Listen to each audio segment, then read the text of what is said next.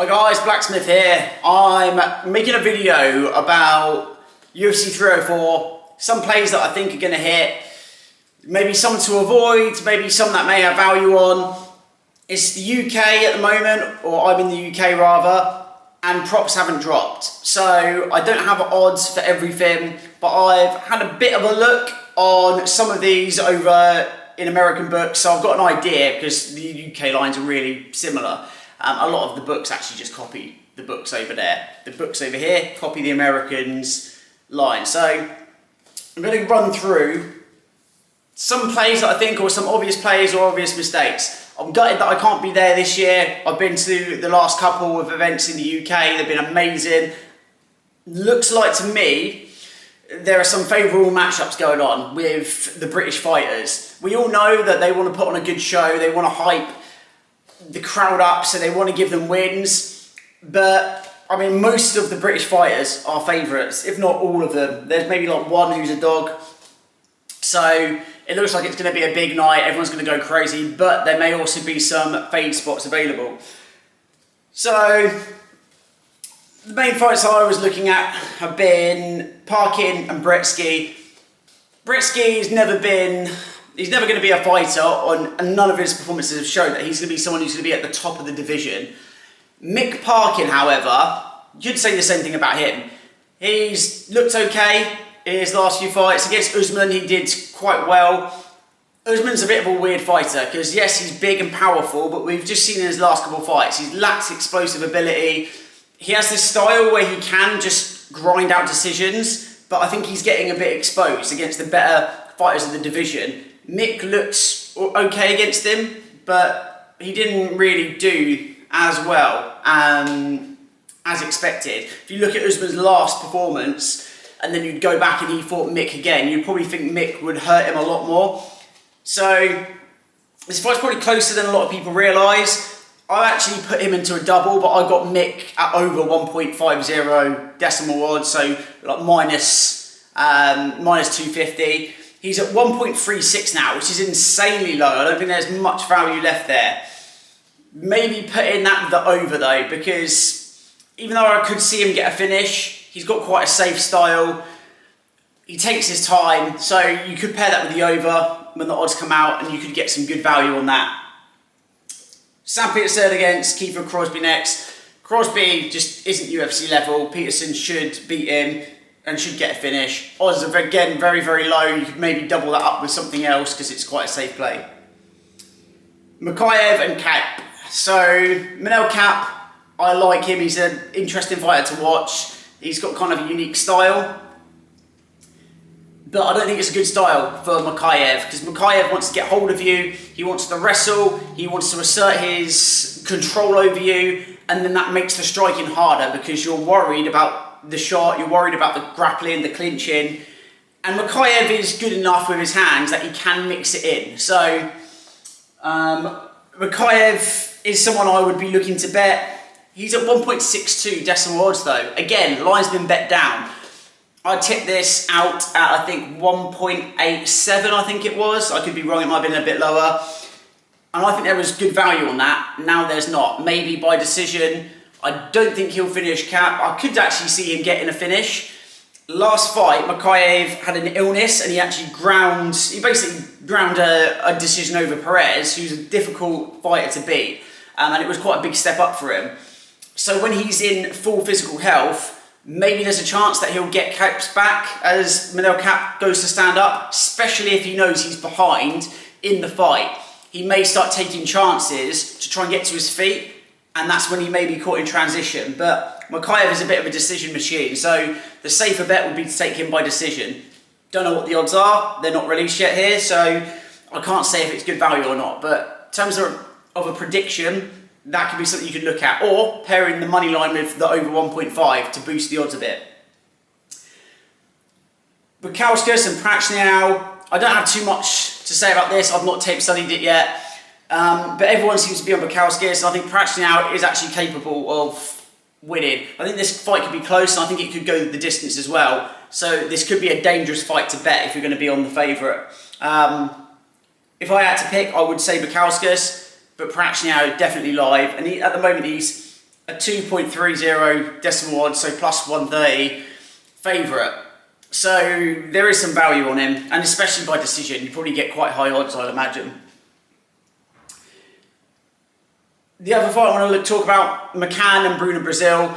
Molly has had a very interesting career. I've been very critical of her in the past. She's an extremely fun fighter to watch. I was there when she scored that spinning elbow knockout in the in the last UFC London event that I went to, and it was amazing. It was electric. The UFC want to bottle some of that. They want to recreate some of that lightning in the bottle that they had, and they've given her Bruna Brazil.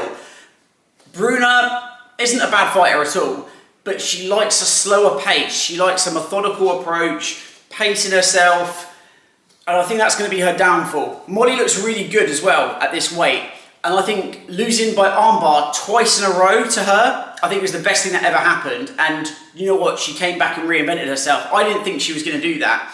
I thought she kind of had this style that she liked fighting, and I didn't think she was really going to change. And, you know, she made me eat my words.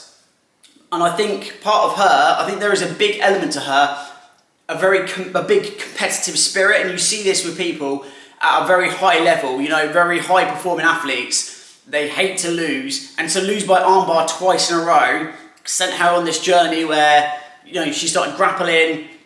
She actually competed in some grappling competitions, came back, got the submission, and actually Molly with submission skills is a dangerous opponent because she has a lot of power on the feet. She sits down on her punches a lot. She pressures people up against the cage, but she's also a good offensive wrestler. She's got a lot of explosive power in her, so she can take people down. And at this weight class, she's very strong as well. I can see her backing Brazil up against the cage, getting a takedown and submitting her.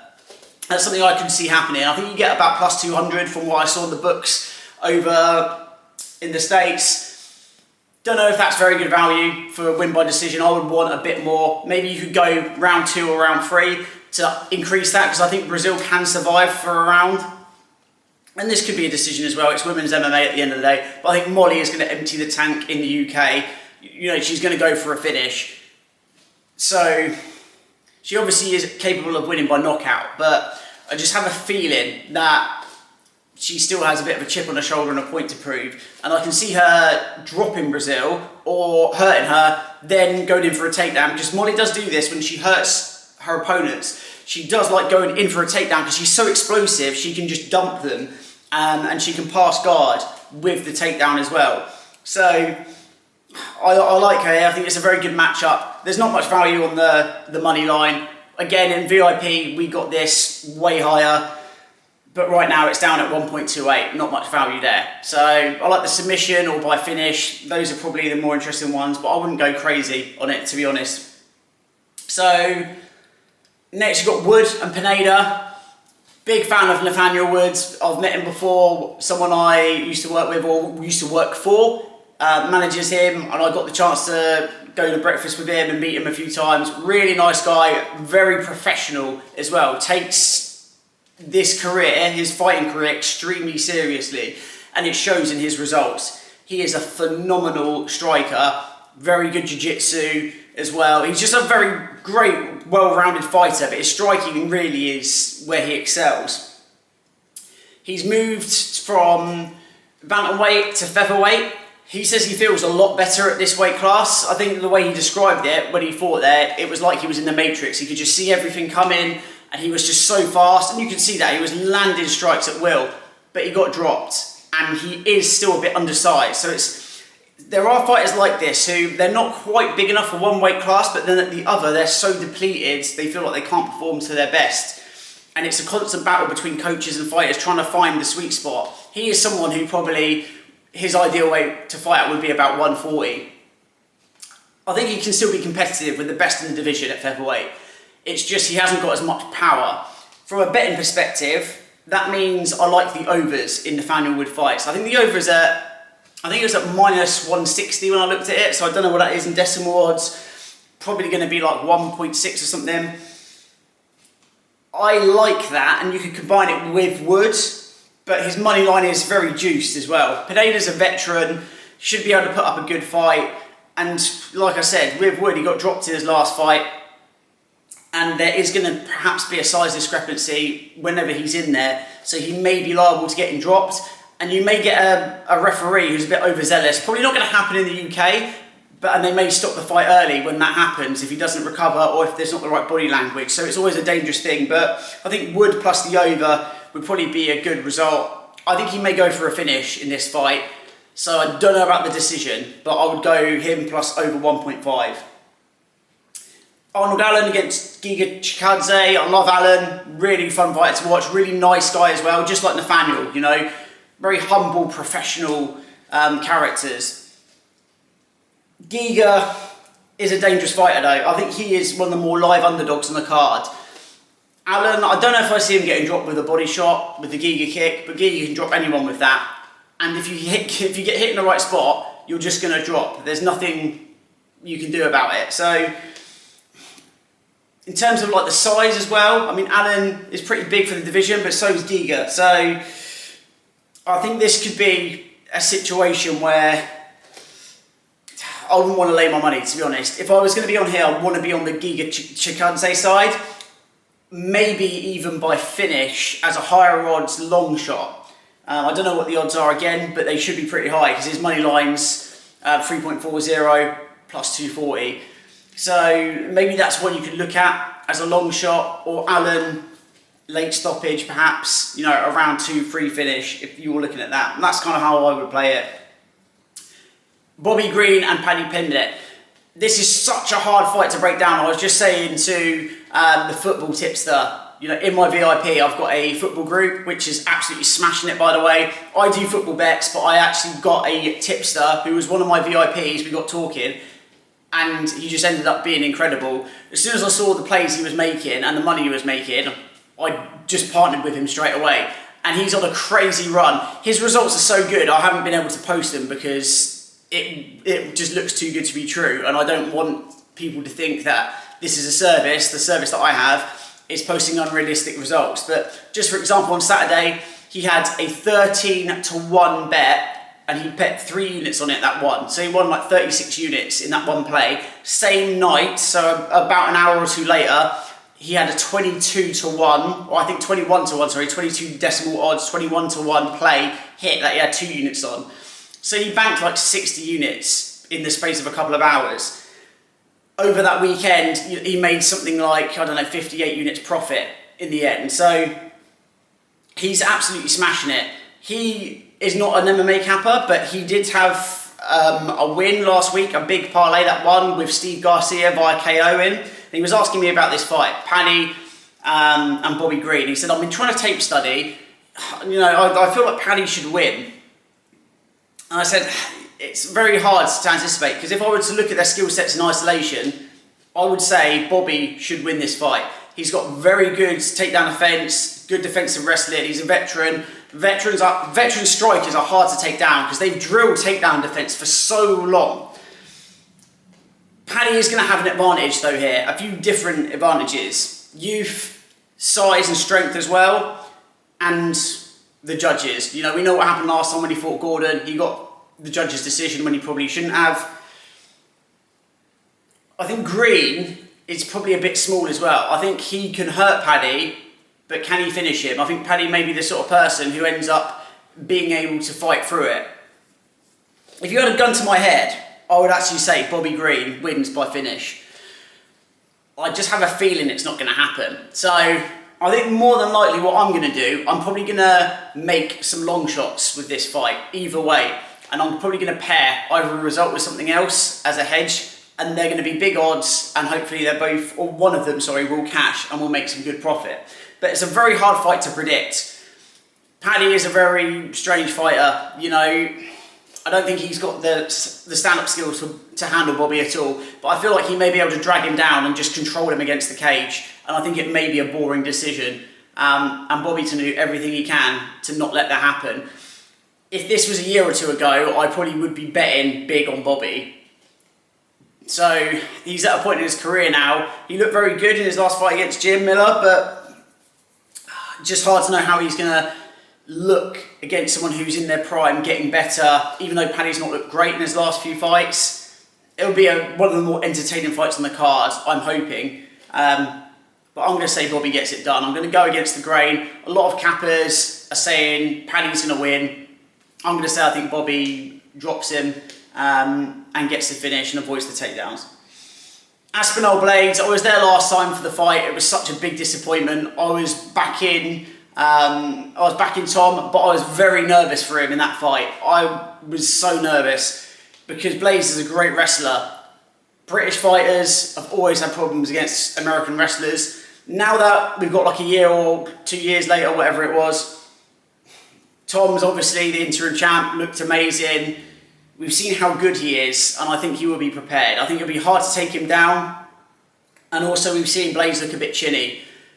The fact that Aspinall submitted Volkov so quickly, and the way that he did it as well, he's just got some crazy skills. And I just think he's going to be too much for Blades. Blades does have a path to victory, absolutely though. But I'm going to say Aspinall wins KO, probably under 1.5 rounds. You can get that boosted at Bet365, I think, for 2.50 decimal odds, so plus 150. I'm going to jump on that. Then, final fight, Leon Edwards against Bilal Muhammad. A bit like the previous fight, I think my opinion has changed over time with this. Leon dominated that first round until the eye poke in their first fight. Very strange, we've got 2 fights happening, both the main fights of this card, and they both ended with an injury. So that's a bit of a strange situation. But Edwards was just toying with him on the feet. I think the big thing here is going to be Bilal has to put a pace on him and tire him out. Edwards has to corral him, avoid the grappling exchanges, which I think he will, use his footwork to stay away and piece him up on the outside. The danger is going to be rounds 3, 4 and 5. Because if this pace goes on and if Bilal can actually absorb the damage and keep coming, we saw what happened with Nate Diaz when Leon got rocked right at the end. And Bilal is going to put a bigger pace on him than Nate will. So there is a path to victory there, but you can probably hedge this by betting Bilal in those rounds, and you're probably going to get some crazy value for it. And then back in Leon. But there's not much value in Leon, 1.40.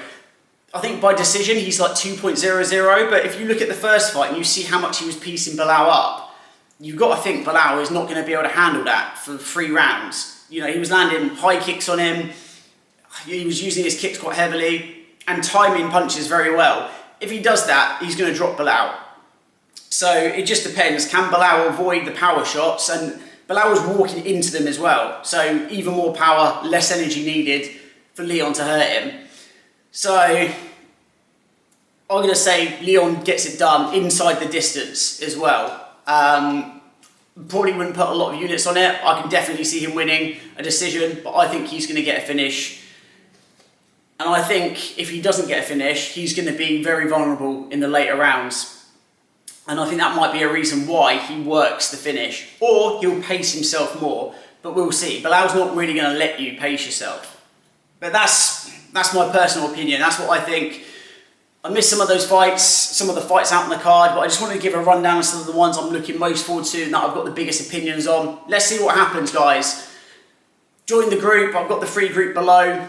Last week, I gave out a load of free plays. I think we had 4 free plays in total. We cashed 2 at very big odds, so a 3-1 or 3.00 decimal odds, sorry, 2-1, and another one at 2.62 odds. So we made a load of money. We also had Doohoo Choi at 2.45 odds. So I had 5 tips, 3 of them won, and they were all at plus money as well. The other 2 were high odds. One was at 4 decimal odds, and the other one I think was at 2.25. So we ended up with a ton of profit. Also, Jandaroba plus over 1.5 rounds cashed that I tipped as well. All of the plays that I tipped on YouTube, on TikTok last week, all of them hit. And then in my group as well, we had 2 losses and then we had 3 wins. So overall, we gave out 7 plays and 5 of them hit at plus money as well. So get in the free group. If you want to sign up for the VIP, we've got the card posted for the VIP members already. There'll be more bets coming over the next 24 hours for it. Go into the Telegram. You'll see the messages. It says to message me. It's at Blacksmith MMA about signing up for VIP. But if not, just stay in the group. I'll post some free plays on fight day. It's cash big again, guys. Let's have a good one.